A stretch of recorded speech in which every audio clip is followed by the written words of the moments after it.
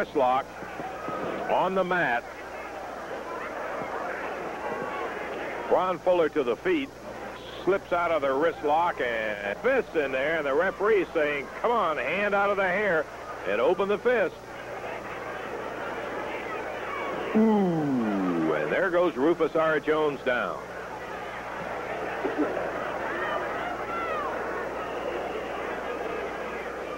This time, Fuller, using that upper arm, slams it down on Rufus R. head. Fuller getting on the mean side right now. Blisters Rufus with 4. Big right hands as the referee says, watch it. Uh-oh. Rufus shot one to the midsection, but takes a couple more right to the head. Fuller kicks him over backward. This is Ron Fuller. Puts Rufus R's head down into that turnbuckle.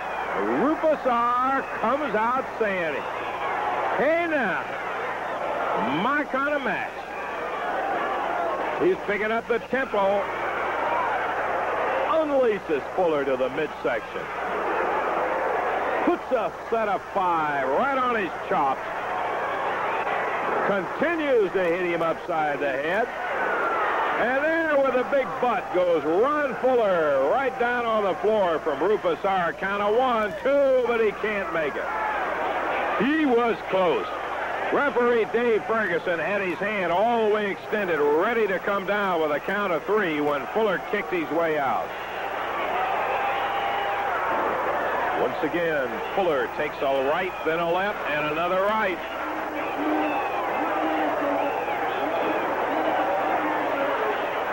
At the 10-minute mark,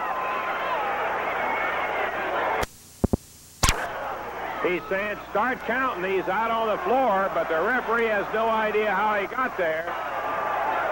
1, 2, 3. The referee having a difficult time standing through the count. Down about on his knees. He's got to be at about 7, maybe 8, 9, 10, and that's it. Rufus R., who suffered a pile driver from Fuller out on the floor while the referee was down. Referee Dave Ferguson raises the hand of Ron Fuller.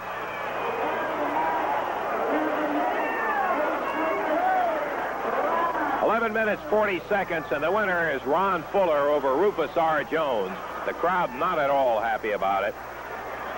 Ron Fuller doesn't seem too disturbed about that as the big guy treks his way back to the dressing room, registering a victory over Rufus R., and not exactly the clearest fashion in the world. That's Big Tex McKenzie who came down to the ringside to help Rufus R. But the final decision does in fact go to Ron Fuller on better than 11 minutes, a win over Rufus R. Jones. This is Lance Russell from the Coliseum.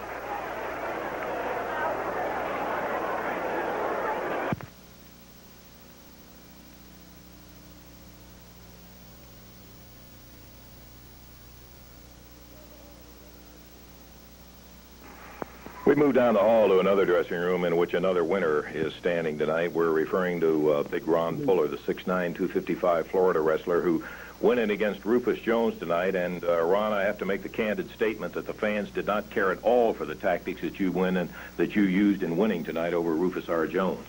But you started out the thing exactly right, baby. I am a winner, and I won tonight, and I left the big soul brother laying there flat on the floor. And I was standing in the ring with my hand in the air, and that's where it's at, baby. That's where the bread is, being a winner.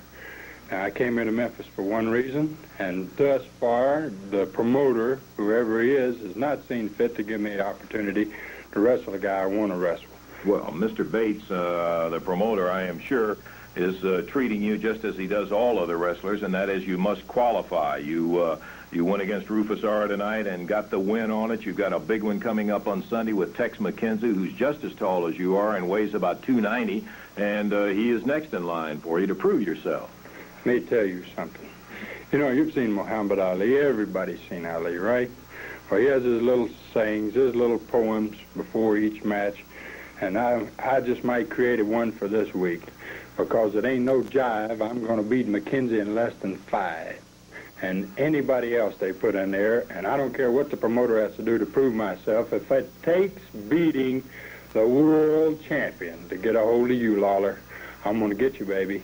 And when I do, Lawler, the roof is going to come off this Coliseum, or any Coliseum, or the back parking lot, or a car, or in a restaurant, and anywhere I find you, I can put my hands on you, Jerry Lawler. It's going to be me and you, baby, and you can't hide behind Rufus Jones, and you can't hide behind Tex McKenzie, and you can't hide forever, because sooner or later, baby, the time's going to be right. I'm going to step on your head, Lawler. Ron, Jerry Lawler is the king of Memphis, and his win record in Memphis is unparalleled around here, so I would think that it would take a little bit more than talk to scare Jerry Lawler. Let me tell you something. He's the queen of the country, and that's including Memphis.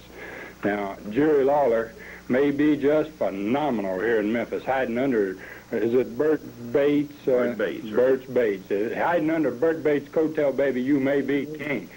But when you get out from under his coattail, you better get your dress, queen, because you're going to get back on your throne, and you're going to be without your crown, because there's a new king in Memphis, and you're looking at him right now. You're listening to Ron Fuller and his comments about Jerry Lawler and his upcoming match, in which he predicts that he will take Tex McKenzie in less than 5 minutes. This is Lance Russell from the Mid-South Coliseum.